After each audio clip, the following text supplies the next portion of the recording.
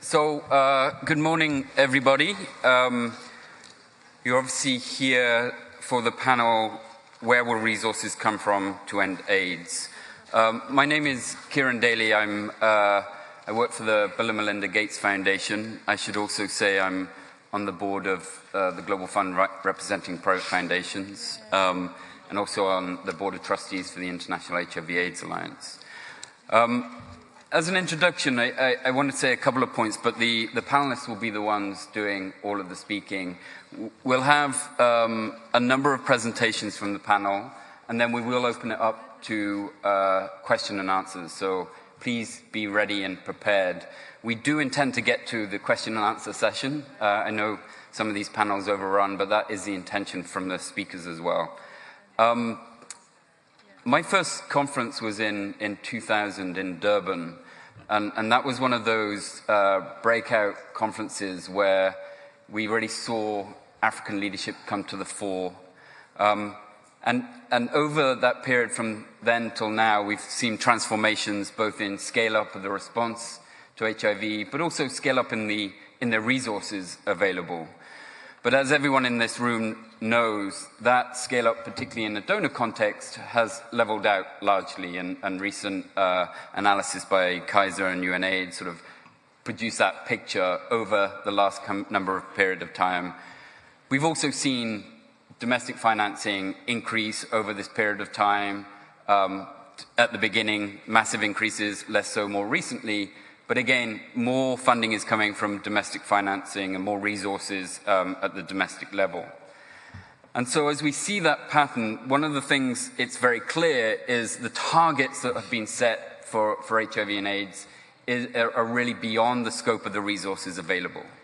That's nothing new to people. I think we've talked about this in every AIDS conference and every session that we've ever had of where do we get the resources from to meet the targets. So we're going to have that discussion and debate again. And one hopes in this session we're going to hear from the panelists around, well, what does that mean? What do we need to do differently? And in particular, setting out that picture of what resources are available and how we can match that. Where will the money come from, by whom, and how will it be allocated is really a particular focus. The diversity of the views on the panel are obviously done on purpose, because part of what we need to hear is those who are contributing the resources, their understanding of what is needed, but also more particularly from civil society. You know, how do we ensure that civil society is an active participant in not just mobilizing the resources and advocating and a watchdog, but actually implementing and designing where those resources go to. And it's an age-old problem that we've been faced of, particularly in an environment where in many countries civil society has lost its space, its voice, and increasingly so. How do we resolve those issues around how do you get resources to communities and to community responses writ large? So with that introduction, I'm going to quickly run through the panel, and then we'll go panelist by panelist and hear from them.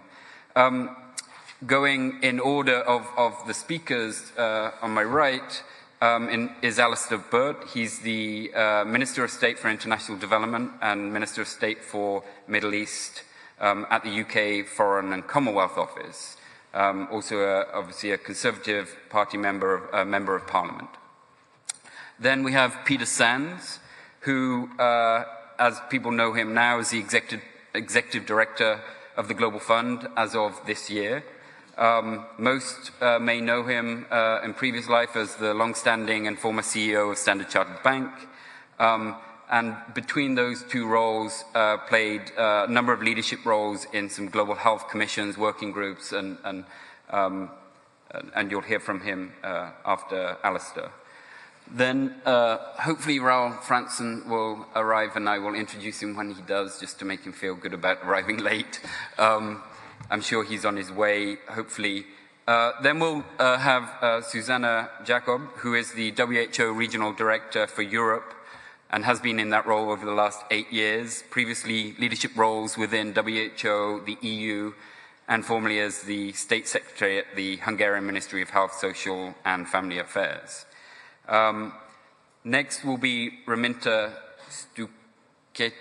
She's going to pronounce her surname, and I've known Raminta for a very long time, and I always get her surname wrong. She's currently a consultant and technical support provider and long-term activist working on HIV rights and social justice, particularly advocacy in Eastern Europe and Central Asia over the last 20 years. We then have Ines Pereira, who is from the ministry, the German Federal Ministry of Health, and is the head of division of HIV, STI, viral hepatitis, and TB since 2007, and has been in various roles, including national coordinator for UNAIDS and head of office of the vice minister. And then last but not least, obviously, is Paul Stoffels, who is currently the vice chair of the executive committee and chief scientific officer at Johnson & Johnson. Again, another long-term leader in HIV research and development. So you can see the diversity of people who are going to talk on this subject. I'm going to, as a consequence, go straight in and ask Alistair Burt. You can either from here or from the stage. It's up to you how you're most comfortable. I'll do it from here. I'm quite happy to do it. Thanks, Kieran, very much. Good morning, everyone. There's been substantial progress made in the HIV response, but there's still more that we can do and more we need to do. It's not just about the money needed to end AIDS, in our view. Next year, we'll see the replenishment process of the Global Fund, the next one, and we're looking forward to starting discussions on this in the near future. To have any chance of ending AIDS by 2030, as donors and countries, we need to act boldly and innovatively with finite resources. We need to prioritize and follow the evidence. We need to know our epidemics. We must work together to focus efforts where there are the greatest number of HIV infections and deaths, and where people are least stable to pay for the care that they need. Many lower income countries simply cannot afford to provide universal access to HIV combination prevention and treatment services, as well as ongoing care and support. We're clear that combination prevention is the cornerstone of an effective and sustainable response and helps prevent new infections, which is at the moment so important, to save lives and deliver us from the treatment mortgage. And we know a lot about what we need to do here. There's no reason for children to be born with HIV. As we know, treatment for the prevention of mother-to-child transmission works. There's no equally, as we heard sort of very powerfully this morning in the plenary session, for injecting drug users to contact HIV. We know that harm reduction works. Donors must continue to support lower income countries to follow the evidence and tackle their epidemics. But ultimately, it is for country governments to fund services for their populations, including key populations. Where countries can afford to finance interventions themselves, we must work with partners and national governments to encourage them to develop their own programs and financing, while ensuring key populations are properly supported. The UK government seeks to transition from our bilateral presence responsibly, which means working with all stakeholders over time. The exact circumstances depend on the country context. We support civil society to make the case and support communities. And through our diplomatic missions, we raise human rights issues with governments. Although we may transition from our bilateral presence, we continue to support countries through our multilateral investments. Often, the Global Fund and UNAIDS will be there and will be part of our transition plan. But we also support the Global Fund transitioning, again, responsibly, as countries grow richer, so that resources can go to the poorest countries where the burdens remain highest. In particular, we think we need to be sensitive to the needs of key populations in middle-income countries. We have to support responsible transitions from upper middle-income countries, and we can and we should do better on this.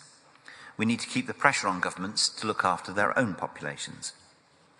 Beyond the financing gap, a clear obstacle in many countries, and again brought out very powerfully through the plenary session this morning, continues to be the political will to achieve things. The UK government will continue to make the case for evidence and human rights-based policy internationally, to ensure that no one is left behind from accessing the HIV prevention, treatment and care services they need. And our government will also continue to prioritise investments in broader health system strengthening, research and development and market shaping, including through UnitAid and Clinton Health Access Initiative, to help improve access to medicines, diagnostics and prevention methods, and bring promising new health technologies to scale faster and cheaper.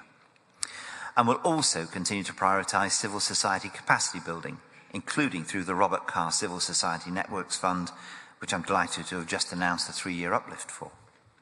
Civil society, with its links to communities and people living with HIV, has a critical role to play in leading a social movement for prevention, championing the rights of most at-risk populations and those living with HIV, providing care and support services to communities where others cannot, and vitally, holding governments to account.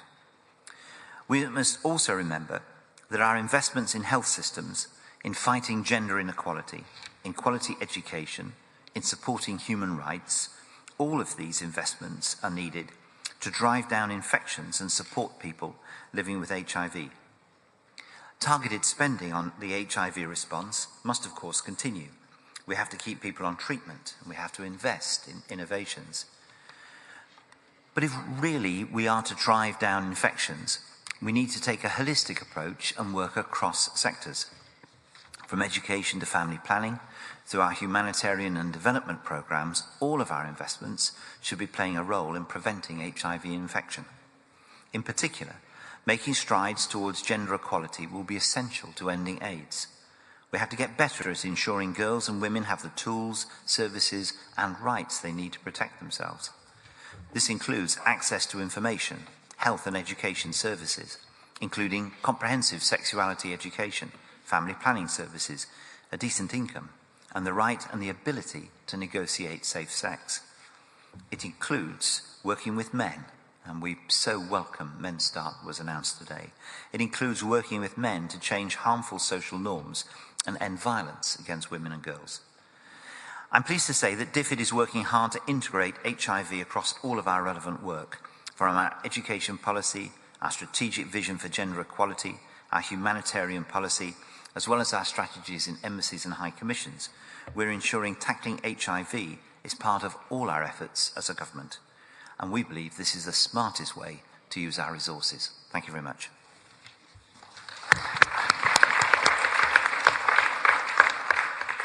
Thank you, Minister Burt.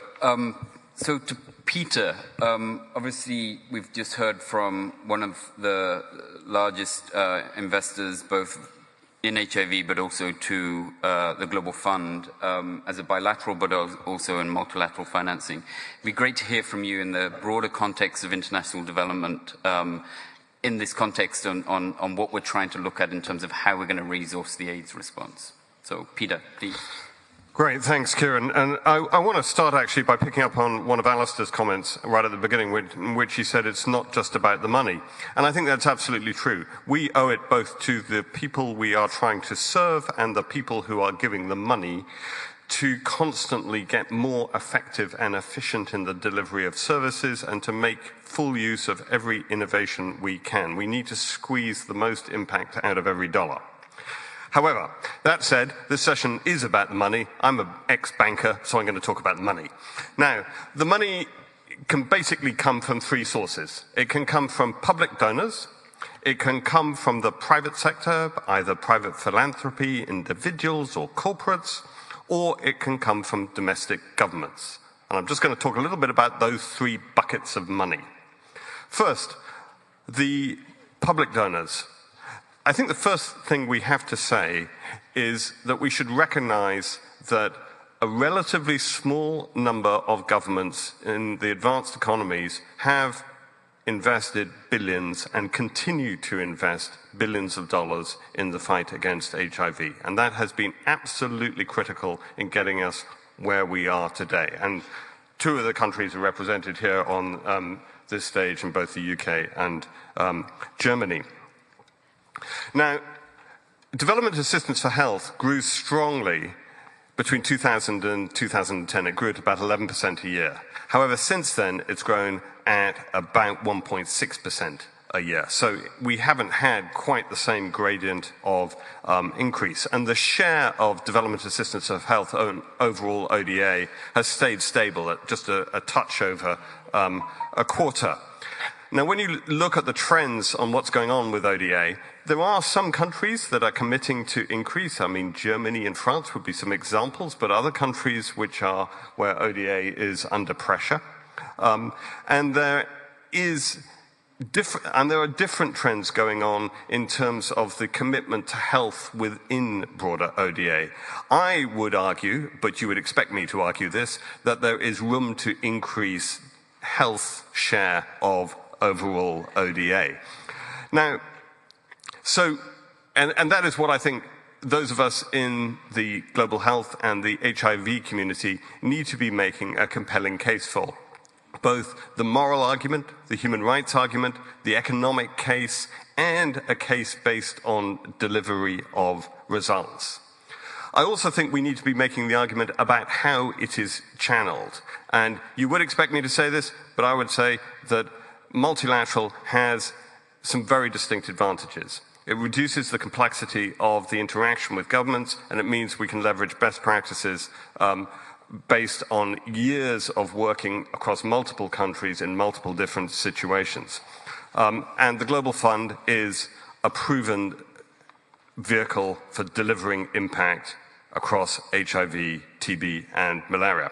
And as Alistair mentioned, we are coming up to our sixth replenishment, and having a successful sixth replenishment is, and again, you would expect me to say it, but it's absolutely true, an absolutely critical element of taking us to achievement of the SDG 3 goal of ending the epidemic.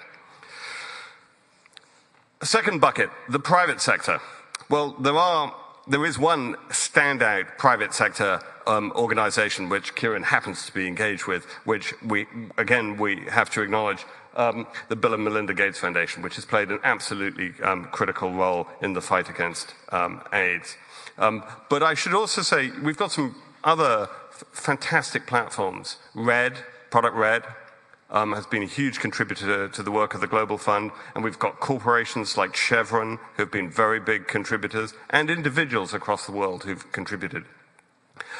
I think we have an opportunity to step up the level of engagement and contribution from both private individuals through platforms, through foundations, and critically the corporate sector.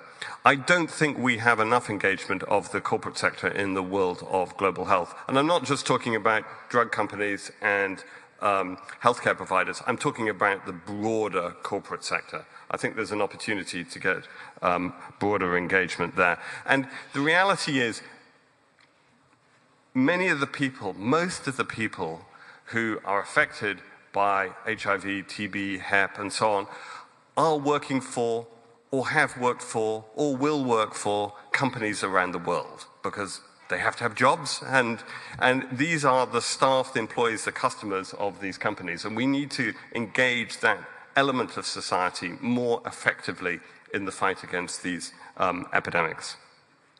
Third category of resources is, of course, domestic resources in the affected countries.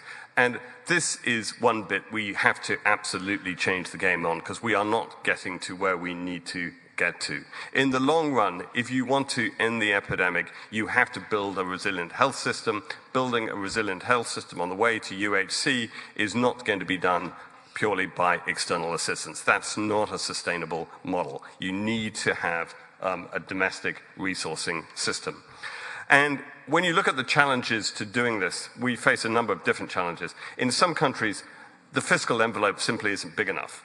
The tax system is not raising enough taxes. And I know you can have different solutions like compulsory health insurance. Compulsory health insurance conceptually is just an earmarked tax. It's the same kind of system. But basically, the governments are not mobilizing enough money.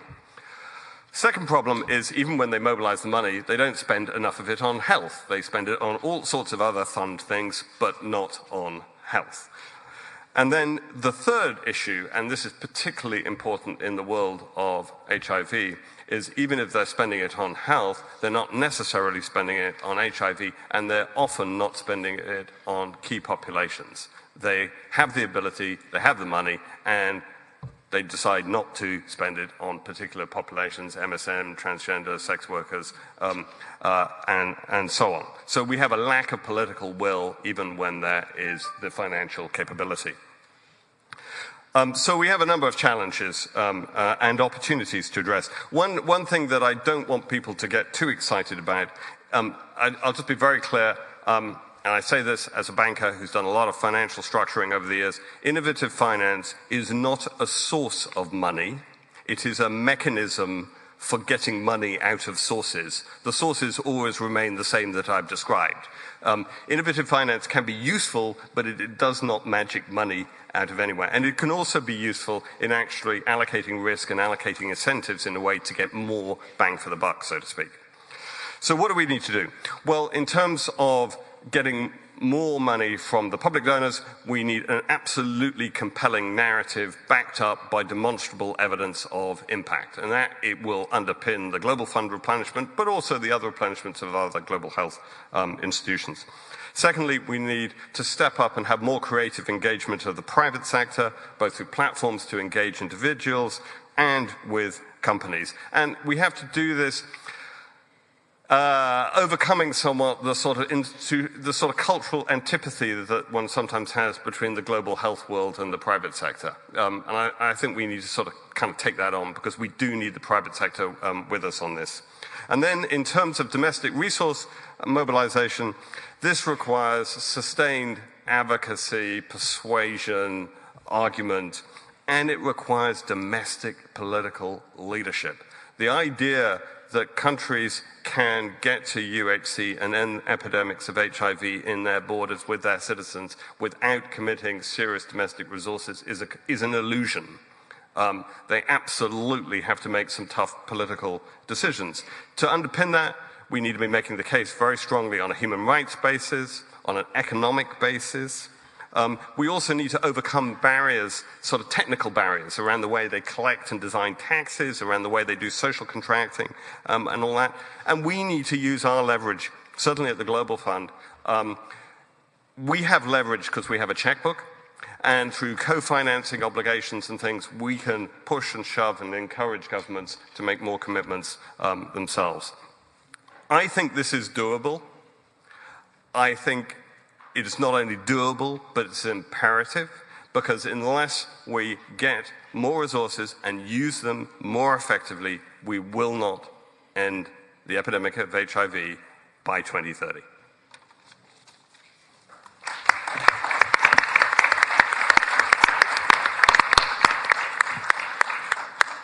Thank you, Peter. I just want to check, is Raoul arrived?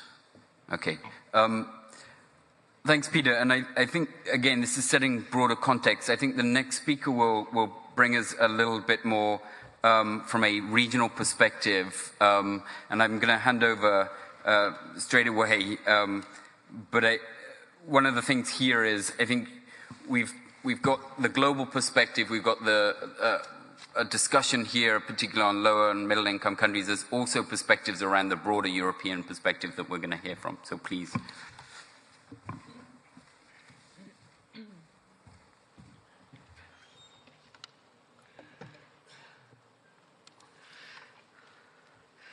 I will talk from the speaker's podium, with your permission, Chair, as I brought a presentation on the HIV response in the European region to this epidemic. And I'd like to start by thanking the organizers for inviting me to speak in this important panel, and more importantly, to thank Netherlands for hosting this very important event. And what I'd like to point out at the beginning is during September this year, at the UN General Assembly, there will be two high-level events, one on NCDs, the other one on tuberculosis. And we are preparing for a third high-level event next year on universal health coverage, which, together with the Sustainable Development Agenda, provide us a unique opportunity to end the epidemic of tuberculosis, HIV/AIDS, and also malaria, viral hepatitis by 2030. Why do I mention this upfront? Is because to do so, we need high-level political commitment. And this is what these events and the global mandates will bring in. And I also want to point out that yesterday I had the honor to host a meeting with the Ministers of Health of Eastern Europe within a policy dialogue here in Amsterdam, and I was really very much encouraged by what I saw and by their commitment. Let me start by saying that in the European region, we see great variations in the HIV epidemic and in our response. There is progress in the region, quite substantial, but of course not enough.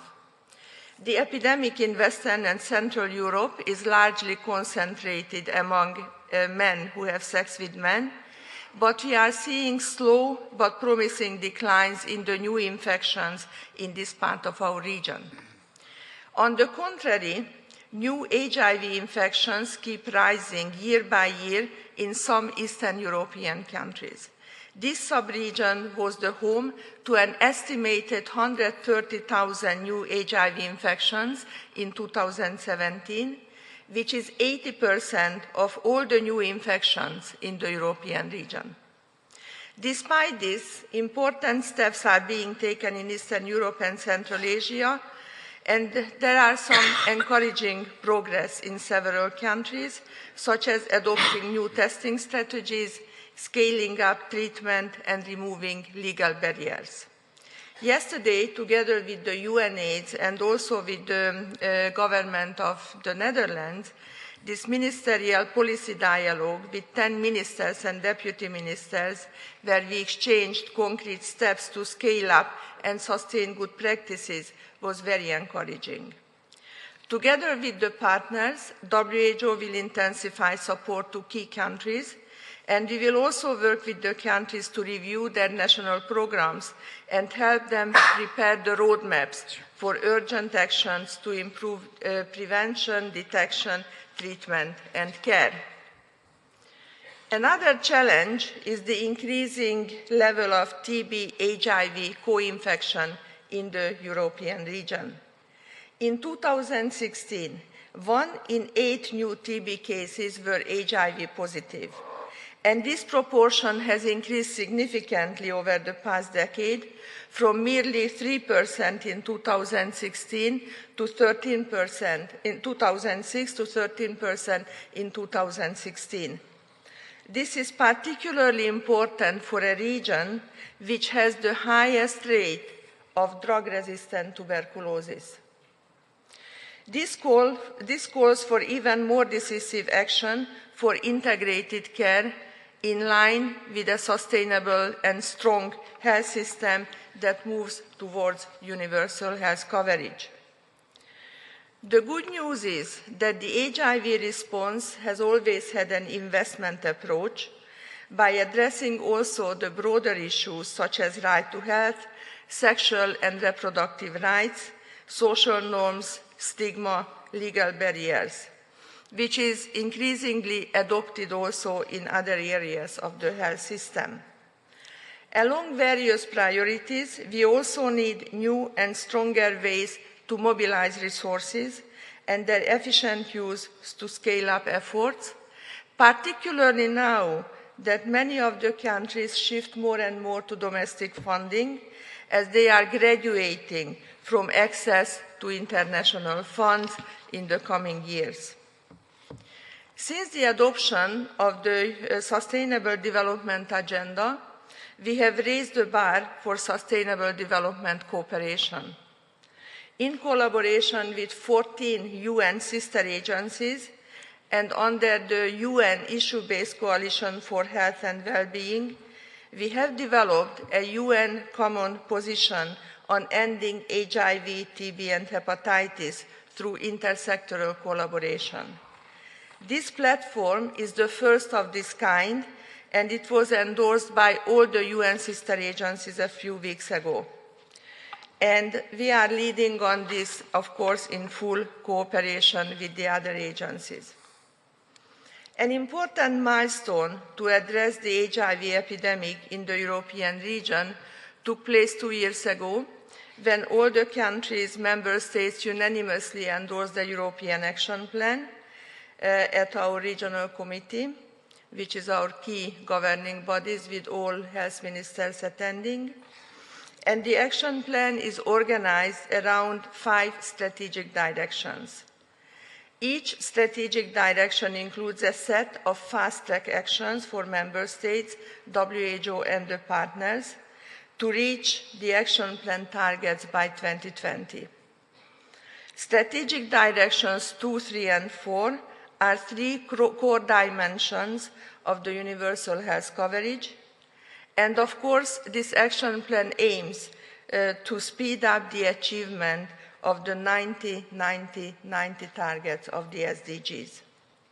Today, I will address the financial sustainability issue only and sustainable and innovative models of funding, which builds very much on the views put forward by the previous speakers. Many countries struggle to sustainably fund the HIV response because of cost constraints and withdrawal of funding from some international donors, or rather graduating from the funding of international donors because they reach that level of development. Most countries need to increase domestic resources, and all need to increase efficiencies. This demands the countries to use efficiency-focused strategies. As part of the European Action Plan, we recommend a number of fast-track actions, and I'd like to highlight 4 areas. Firstly, the countries should see funding for HIV as an investment, ensuring sustainable financing of an essential package of HIV interventions to reach the 90-90-90 target.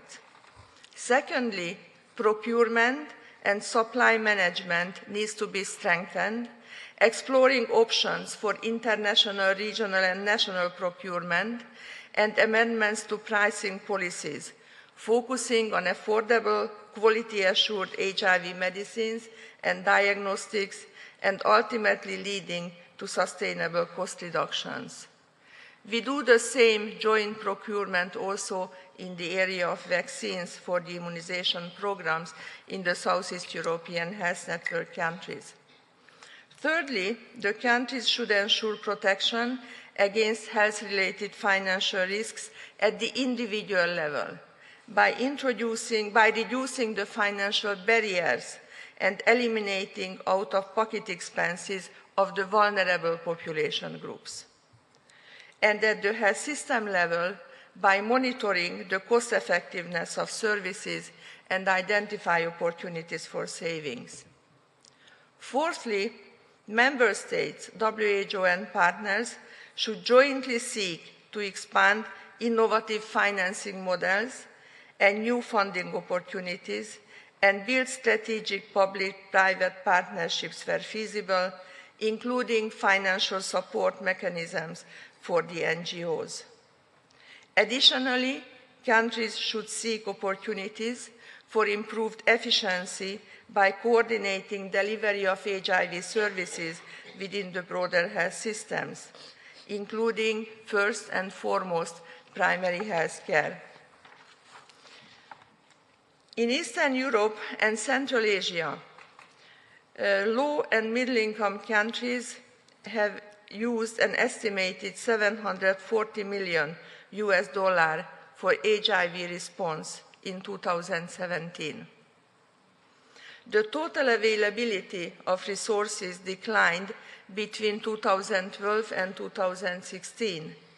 However, domestic resources increased sharply in 2017, reaching 81% of the total resources. While this is an excellent progress, more than double the amount of resources are still needed to reach the fast-track targets by 2020. Progress is also needed to reach the European Action Plan target for 2020, namely the 90% of HIV response to be funded by domestic resources.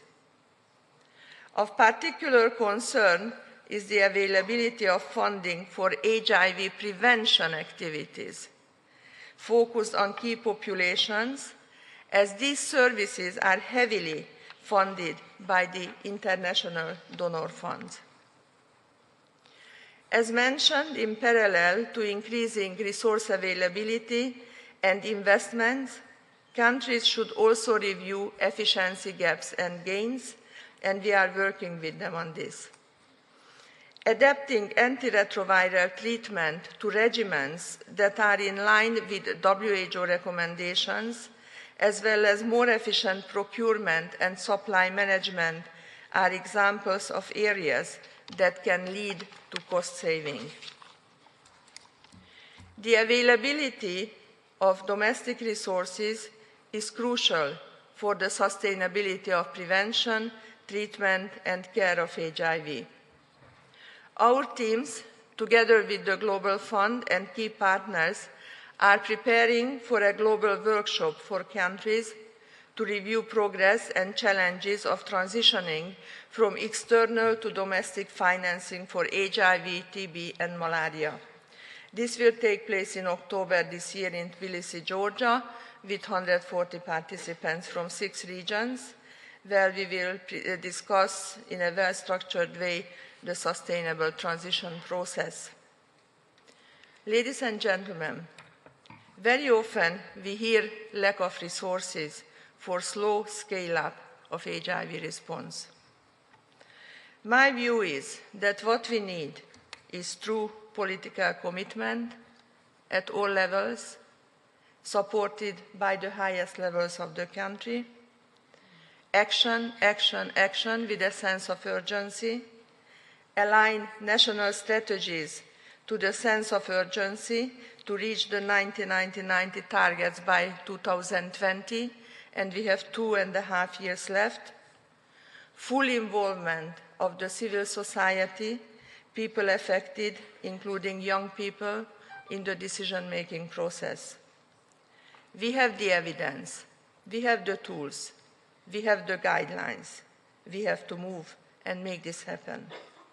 And we have to recommit to prevention and also to the 390 targets by 2020.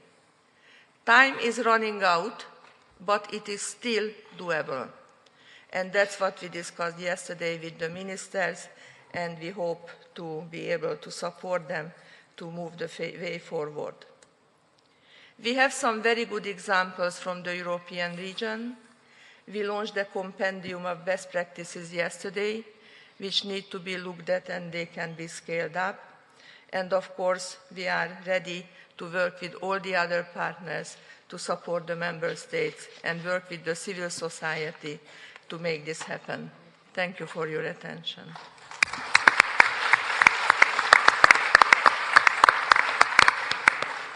Thank you, Susanna. Alistair, Peter, and Susanna have all, in their statements, have focused, not focused, but made mention of the importance of domestic financing. And it's not a new message to this audience either, and it's something that we've talked about for a long time. Raminta, maybe hand over to you, and it would be good to hear a little of the lessons and getting very specific about both opportunities and risks related to that domestic financing that you've seen in the region. Thank you. Thank you, Kieran. Good morning, everyone. I like the more interactive parts. So I think all of us in this panel agree that we need more domestic resources, and this is big part of the solution, how we will end AIDS epidemic. And I hope that that's also the case in this room, that we can agree on that, and I can skip that part. Yep. So, excellent. So we need more resources from domestic sources, and it's not only for HIV epidemic, but also, as we heard also from other speakers, it's also MDR TB, tuberculosis. It's also hepatitis C. It's also opioid substitution therapy we need for people with drug dependencies. So there are multiple interlinked epidemics that we need resources for, and the big part of the answer is the domestic resources. And we heard from Director Zuzana Jakob already that we need to use the resources better. And yes, we can, and Eastern European and Central Asian governments, countries, are working on using resources better, including using fewer regiments instead of 40 regiments as we used to have in, even in smaller countries, or moving to the community-based testing, engaging non-medical staff to provide testing and people to find out their status. But probably I'm personally most excited on the changes and progress in terms of using resources more effectively is in the case of medications. Yesterday, and hopefully I can say that, at the ministerial meeting that Eastern European countries and Central Asian countries were having, we heard multiple countries talking that they have managed to reduce prices for first-line antiretroviral treatment by 2 or 3 times. This is a huge achievement, which means that with the same resources, we can treat more people. And I could call probably this work that governments are committed and looking more at prices, and also communities looking more at prices, as one of the side effects that we are moving towards domestic funding. Because probably, including in governments, we want our tax monies to do more, and we are a bit more relaxed when it is international funding, and maybe sometimes not saving enough. But the caution that such groups like International Treatment Preparedness Coalition in Eastern Europe and Central Asia do with their recent report, that those achievements in terms of price reduction for the first line are not the case for the second line, are not the case for the third line, are not the case for the newer medications. There are patent-related barriers that we need to address further in order to reduce prices. And furthermore, also interestingly enough, that some countries move to domestic manufacturing of medications, and it's not always the way how to get the best prices, at least in the experience of Eastern Europe and Central Asia. But moreover, what we do in meetings like this, where we talk more about HIV, we don't talk that actually there is opportunity to reform the whole domestic procurement of medications, and that might create much bigger savings. And we see examples with Moldova and Ukraine in recent years, where they decided to move procurement of all essential medications to more transparent ways and to find even to international procurement mechanisms, including through the UN. In case of Ukraine, a couple of years ago, before the reforms, Ukrainian security services were estimating that up to 40% of the volume of domestic procurements of medications and medical products were going to either overpriced medications and to corruption schemes. So 40% of the domestic budget that was going to medicines. And now, after the reforms, the Ukrainian accounting chamber is actually estimating that those 40% are the ones that they are saving because they are doing international procurement and working hard on better prices, not only for HIV medications, but also hepatitis C, also diabetes, so across different diseases. But of course, doing that requires also more solidarity and more including HIV activists talking about this and talking not only about HIV reforms, but broader in the health sector. The biggest challenge for finding solutions and seeing how domestic investment will work is something that several also people repeated, is the key populations and the services that are delivered by communities and by civil society. And this is not only WHO, the Global Fund who is saying, or civil society who is saying, also in a recent ministerial meeting in Southeastern Europe, and I don't know whether anybody knows what Southeastern Europe is. Do you know Montenegro? It was very much featured, I think, those who are following the Trump things. So the small country that might be, some people think that it's very aggressive, but it's actually not. So Southeastern Europe, which are the countries that are basically losing international funding now and losing also UN agencies' interest and international dialogue, sort of, they are having much less of that these days. So their ministers gathered back in May, and Peter Sands was also there. And those 12 or 13 ministers, they were saying that this is the hardest component in our HIV NTP responses, is the key populations and the civil society part. And they were saying that we need resources, so investment in that. We need also mechanisms to channel money, so social contracting, because sometimes there is money, but they don't know how to transfer from government to NGOs, because this is such a new thing, especially for health sector. And thirdly, what governments, but also NGOs and communities are talking about is how the spirit of the services will remain the same. Will it change if it goes to the domestic funding? Or it will be really community-friendly services? And these are very real questions, not only for Eastern Europe. It's very real questions in Middle East and North Africa, which is also receives less funding from global sources, where we see epidemics among men who have sex with men. And it's the question whether domestic funding from Middle East and North Africa is possible for services among MSM anytime soon. And ongoing study commissioned by the Global Fund and implemented by APMG is also confirming that this is the issue across the world. It's not only in Eastern Europe and Central Asia.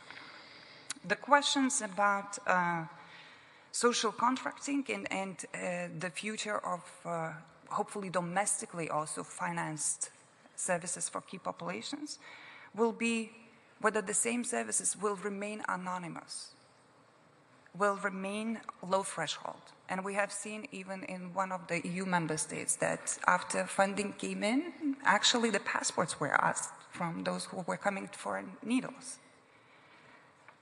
It will be the question whether they will depend on political decisions or it will depend on every year that the minister will prioritize. And at least in Eastern Europe, we have quite some changes of ministers of health, quite some rotation, sometimes twice per year.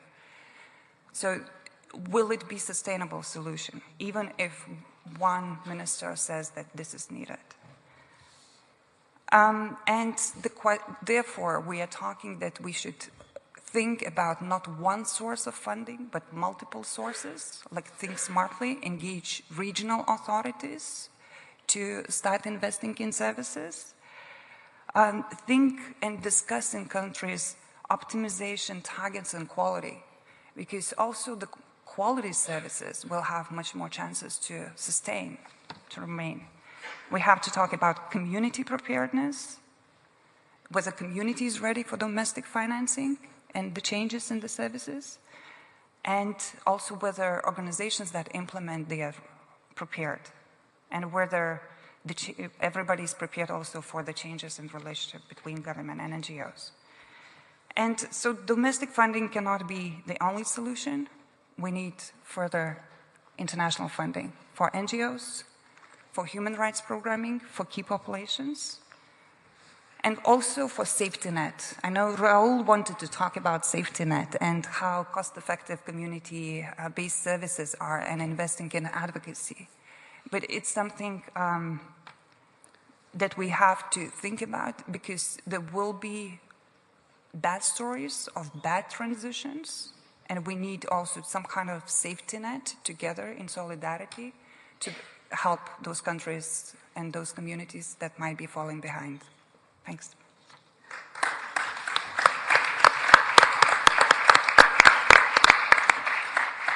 Thanks, Ramenta, and maybe I know you have a lot more to say, and because Raul wasn't here, there's maybe much more to talk on those discussions, so hopefully we can have some discussion in the Q&A on that. And let's move very quickly to the last speaker. We now have Paul Stoffels, who We'll talk a little bit on an example around the private sector involvement. Once we've done that, we will go to some questions. I'll ask the panel to respond overall to some comments, but get ready for your questions if you have them. And I ask, please, questions just because of time rather than long statements. So, please, Paul. Thank you, Kieran. And it's my pleasure to be here to contribute to this discussion. I will talk on behalf of the pharmaceutical, not on behalf, but I'll talk about the pharmaceutical industry and the contribution. I've been in HIV research for over 30 years. I started back in '89 in Africa as a physician and I've given up on contributing to the science.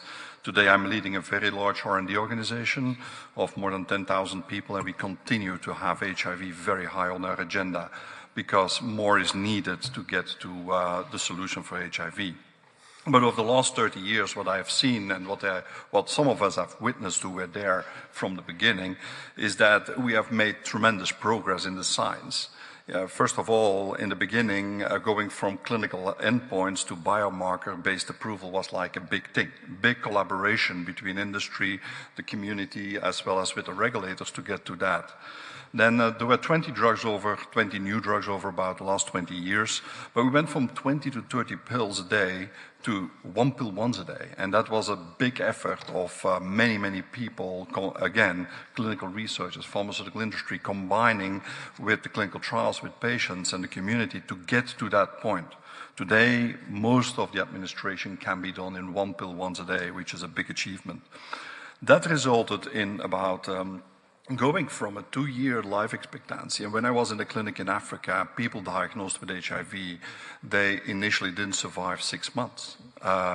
In Europe and in the US, with some better care, they could get to 2 years life expectancy. Today, according to Tony Fauci's predictions, it's almost nearly 50 years normal life expectancy. That's the prediction. But people need to stay on therapy for 50 years, which is a huge challenge, first of all, for the patients themselves, and then for the whole society to deal with that. So at the moment, around 20 million people are on therapy. If you calculate the 50 years, it will be, first of all, in the next few years, hundreds of millions of years of life saved. Happy life, well lived, contributing to society, taking care of family and kids. It's very important, but it will go up to 1 billion years of life, which in the end, in the next so many years, will be generated by the collaboration on treatment. But it's not over. What's, I think, a very important conclusion of this meeting is that the HIV epidemic is not done. 2 million new infected a year, 1.1 million people still die every year from HIV. We have good interventions, going from 20 antiretrovirals, many combinations, to diagnostics, viral load, resistance testing, all implementation of that. But the challenge is, as I said earlier, 50 years of taking therapy is almost not doable. If you look at yourself, whether you're HIV positive or negative, try to take an antihypertensive pill for a few years. How many people fail on that? We need to get further than that. We have a highly mutable virus, which many people forget, that you can get to very significant resistance challenges, which we have to work on going forward. And then, of course, all the treatment which need to be done through the centers, the huge implementation to supply chain logistic, let's stand alone the funding, which was discussed extensively before. So what's needed? I think we need innovation in therapy. We need to continue to drive for even better science to the next level in order to get to therapy. We need innovation in access. It needs to become simpler for the long term to deal with this extremely large challenge. We need breakthrough innovation in prevention. And that is a very important one, because every case prevented is an important one, because you prevent 50 years of therapy. Yeah, so, and then in the end, we need a cure. People who are today on HIV therapy, we should not just leave it with that and say it's a big victory. We should go to cure. I've been part of this exercise since 30 years. And when we started, it was always about a very significant collaboration. Together with the clinicians in the world, we sequenced with my research team more than 600,000 patient strains to figure out the resistance pattern to get to new drugs. we were able to collaborate with patients' organizations, academics, regulators, and many pharmaceutical companies and institutions to figure that one out. That led to many new different drugs. Now, one pill once a day, again, collaborations between industry, but also with, again, with patients, regulators to get there. Next step in treatment could be, and that's a next barrier we can break, is can we go from one pill once a day to one injection once a month or one injection every second month? The first experiments are done, phase 2 looks good, phase 3 is ongoing, so moving from one pill once a day to 6 injections a year is within technical reach. More should be done on that. We should be able, like in other fields, in diabetes, in psychiatry, we should be able to go to one injection every 3 months, 4 injections a year. Should be technically feasible. On the prevention side, long-acting injectables could be used, as I was indicating earlier. But first of all, there are many tools which are currently still in development. We collaborated since a long time on, with IPM, the International Partnership for Microbicides, to develop a vaginal ring, a once-monthly insertion, which could protect women. And that is at the moment in regulatory review with the European authorities. The long-acting injectables, Viv Healthcare is doing a lot of prevention treatment, prevention studies on that. But then next is the vaccination. And I think there is a lot of progress being made. We learned, building on the failed experiments in the past, then the first very successful vaccine, which was showed some protection in Thailand, but it is a very successful experiment because it showed us the way how to build on that. And today we are running a large HIV vaccine in collaboration with Gates, the NIH, and 10 other partners, the MRC in South Africa, the HVTN, and so many others, to study a HIV vaccine in ultra-high risk women in Southern Africa to get to prevention. So in conclusion, what I wanted to say is, don't stop dreaming about the next level of science. And there is, if we would give up with the first time we find a new medicine, we wouldn't be where we are. There is new technology now with immuno-oncology. Everyone has learned about that in cancer. The inflammation, the immunology is a new step which we can use. Newer long-acting injectables, new vaccine technologies, DNA, mRNA, everything which is in evolution at the moment. We should not stop hoping and thinking about both the final solution for prevention. It will not be one tool, it will be many which will need to be combined according to what people can use. But finally, we should go for either a full way for getting to prevention, but also to get to cure. Also, their new science is evolving, and I trust that if we work hard and continue to invest, and that's the critical point. We need to continue to invest in R&D in order to get to these solutions, and that will contribute. The final thing I want to say is that this is only possible thanks to extensive collaborations, again, with the funders which were named earlier. The Gates Foundation and many others play a very important role in that. The governments, NIH and European Commission, a spectacular role in how they progress with us on science, and then the companies, the patients, the institutions, and everyone who collaborates. So collaborating on the new science for prevention and cure is the mission for the future. Thank you.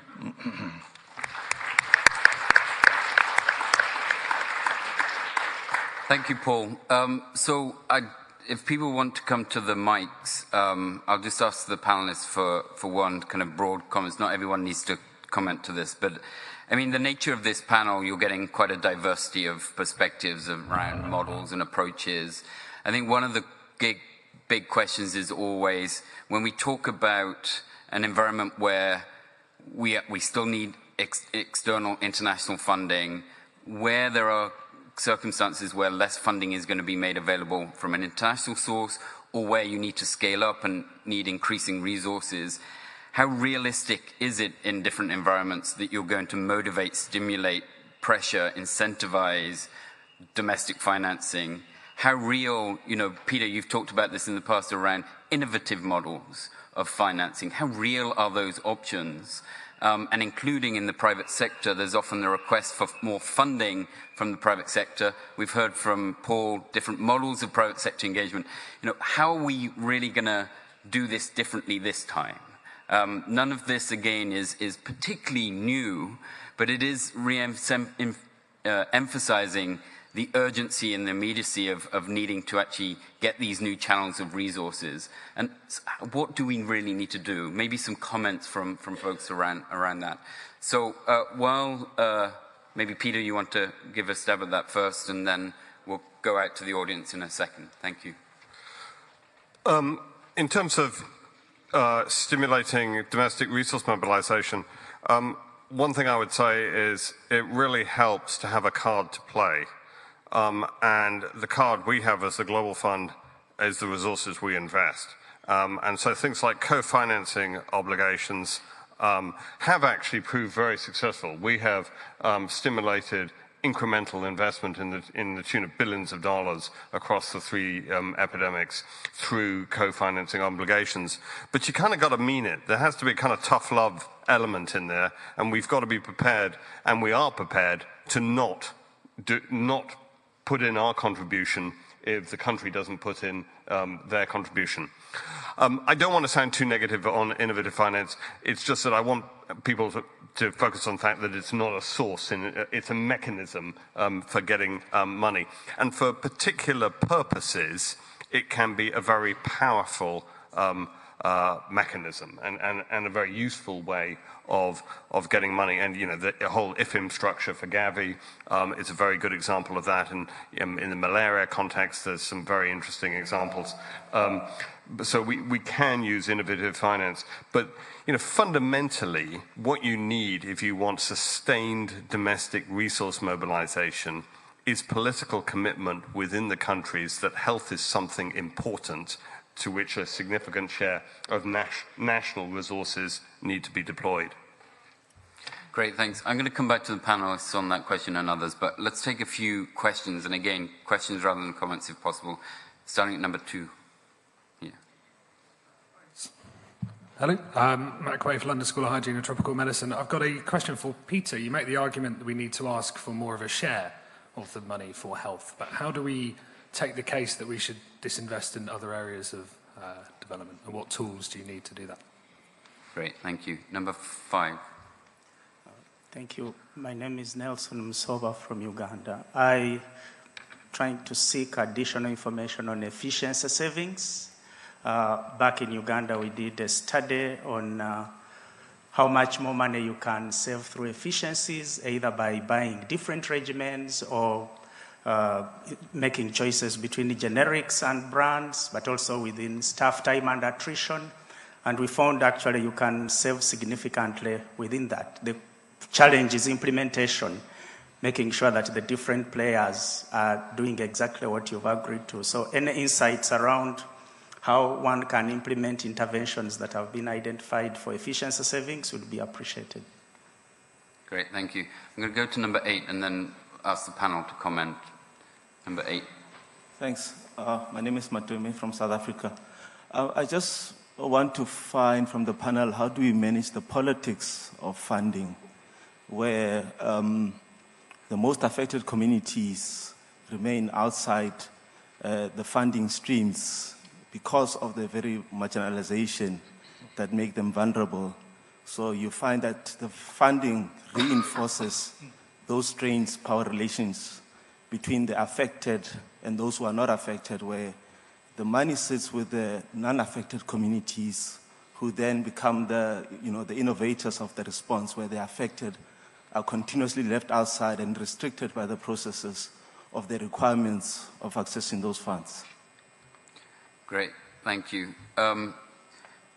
So maybe, actually, I'm going to take 2 more, and apologies for those I'm going to miss.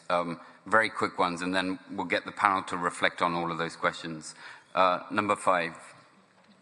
Tanya Deshko, Alliance for Public Health, Ukraine. Ukraine, a long-term recipient of Global Fund funding, is actively looking for solutions for domestic resourcing, and 3 strategies have worked. Indeed, optimized procurement of antiretroviral drugs, Yes to new WHO regimens, yes to competition, no to corruption is something that's saving billions of dollars in Ukraine. Secondly, efficiencies and in interventions. And when we invest in WHO interventions rather than criminalizing and policing for key populations, we save 10 times and we can reach to hundreds of thousands of key populations, delivering them health services. And lastly, but not leastly, looking at municipal budgets. Two of the biggest cities, Kiev and Odessa, which are home to nearly 20% of all people living with HIV in Ukraine, have their city programs and are now allocating almost $1 million annually, specifically for key population programs. This is something that is already working in Ukraine. It is not the case in many other countries, and my question is how we can better prepare countries that are transiting from global funding to make these solutions early on, that we don't get to Romania and Bulgaria again. Great, thank you. So, Jorge, last one, very, very short question, please. Number 6. Yep. Jorge Saavedra, it's Healthcare Foundation Mexico. My question is to Alice Starbord. Because you mentioned responsible transition of upper middle income countries, and upper middle income countries means $3,896 per year. That means $11 a day. That means £8 per day. Someone with £8 per day will be labeled inside the UK as poor or extremely poor. But in developing countries, that's upper middle income. And that's responsible if we leave them alone in upper middle income countries, but it's irresponsible if that person lives inside the UK and not to help that person. So it is responsible if it is developing countries, and it looks irresponsible if it is inside rich countries. Thanks, Jorge. So maybe us, the panelists, just given time, will go down, and there are different elements that you might want to comment on the discussion. From issues around sources of funding, from the specific question that came to Peter around how do you make the argument around asking for more for health ODA and where does that come from. But there are other comments around, district or municipalities having resources and how do you integrate that into the financing. And we heard from Germany in a particular example of that.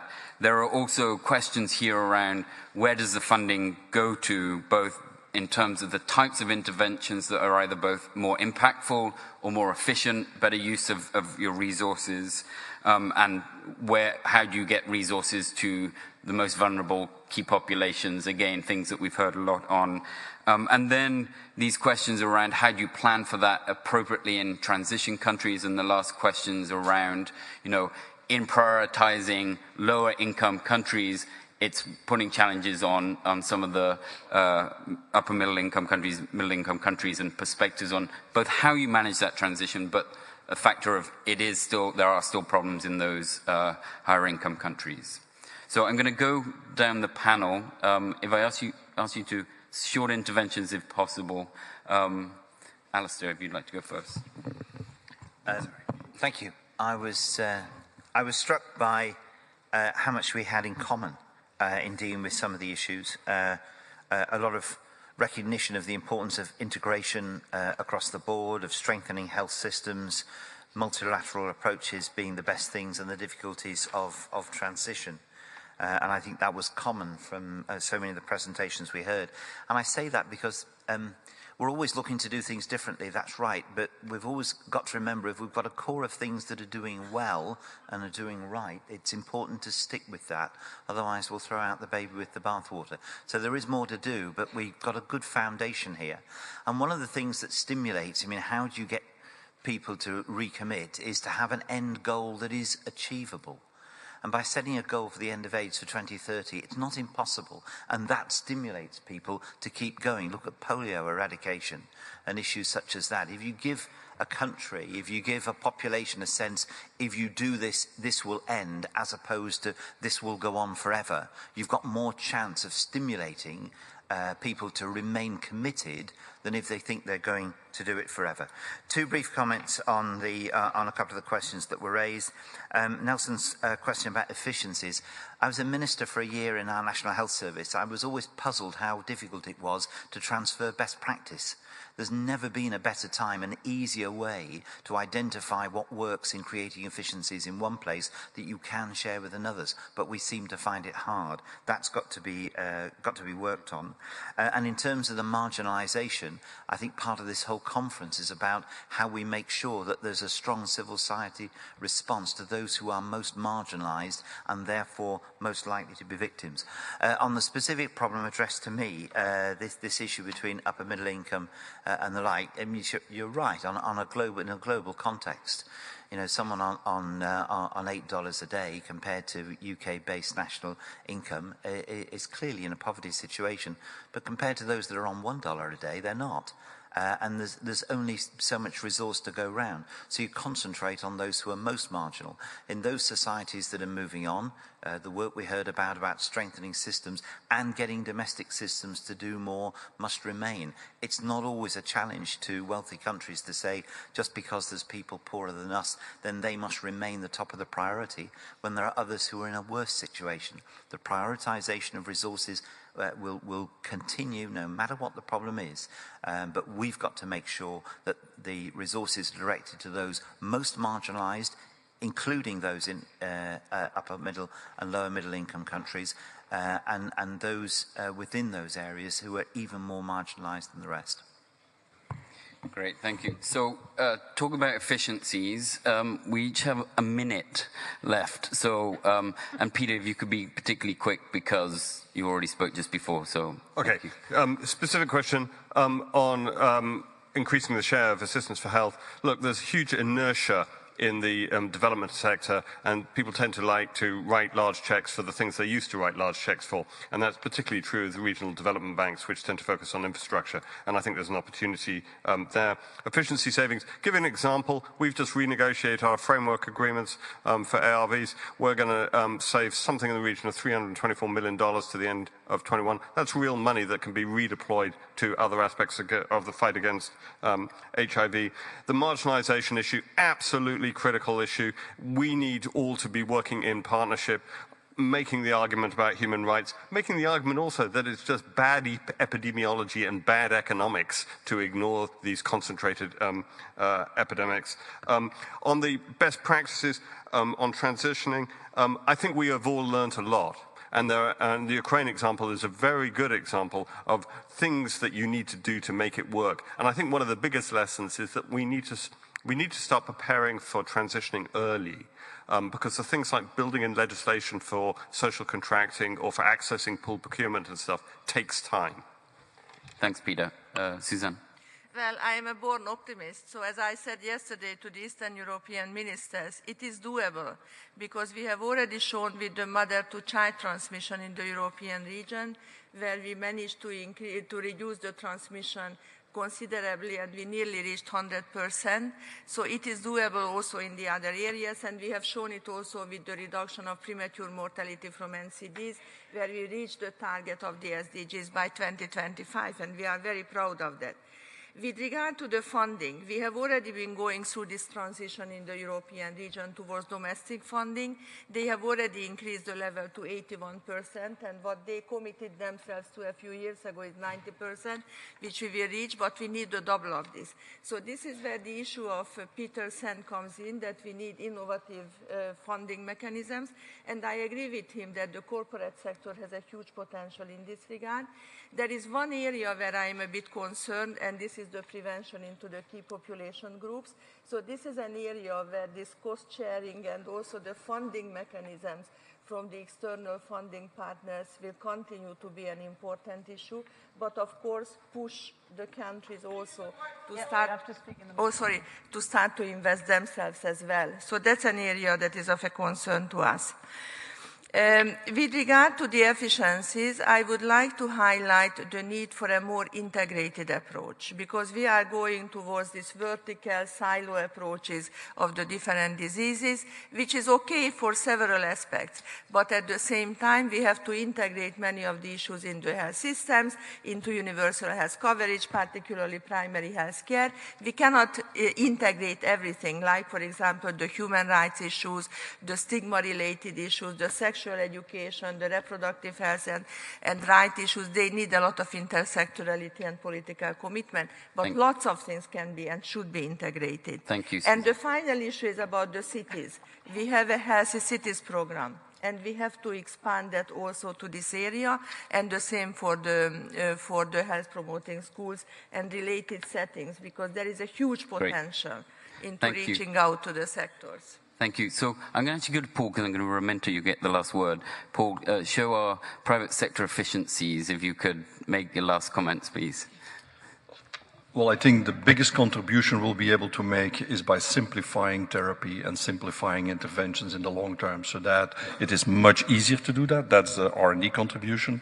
And of course, many other companies and the private sector could contribute to implementation on a large scale with the know-how and the insights we have on large-scale operations in the world. So thank you. Thank you. Ines? I would just to reflect on the strength of networks, and as just Susanna Jakob mentioned, there's not only the Healthy City initiative, there's also the Fast Track City initiative, which can support. There's the Prevention Coalition of UNAIDS, and I also, when I was sitting here at the moment, I thought, when in Europe, it's also not that easy in some countries to get finances for several key populations. But we have the European Commission, and there's a pooling. So with the budget of the European Commission, we have a lot of trainings and initiatives financed, and so that could be maybe also an issue for the Eastern European region, for other regions, so that it's not only the country itself, that it's more country over integrated, and to work together and to learn from each other. As the colleague from South Africa also asked, you need grassroots movements and you need allies. So sometimes it's just one parliamentarian you have to convince, but this parliamentarian you have to find. And sometimes you have to find a long time, but it's worth it to do so. Thank you, Ines. Raminta, you get the last word. Really? Yep.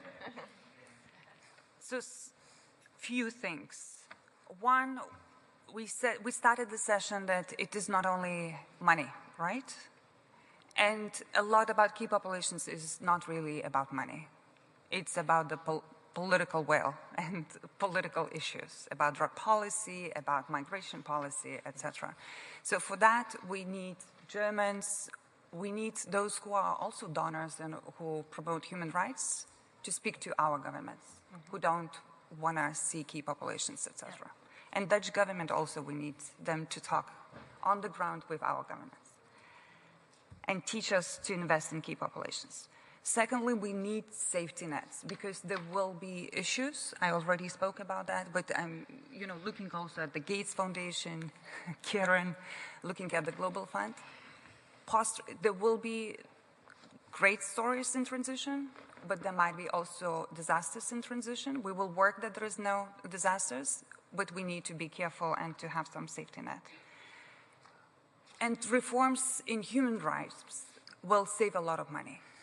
Just in drug policy, the estimates that yesterday were released by Harm Reduction International was that we have huge gap in harm reduction funding.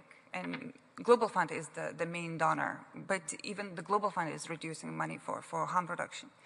But for harm reduction, if we moved just 8% of the budgets of drug policy towards health, we would cover fully the gap of harm reduction. So the human rights reforms are essential in order to save money and to find money. Thanks, Raminta. And not to try and summarize this whole session, I'd really appreciate the panelists' input and the questions that came forward. I think this is an issue that will continue, at least in discussion. What's helpful, at least, from some of these discussions, there are some solutions and some experiences that we can show that, if done right, there is an opportunity to actually leverage new funding and fund the right things, both the impactful interventions, but the right communities in the right way. So really appreciate the time. Thank you to the panelists and thank you to the audience. Thank you.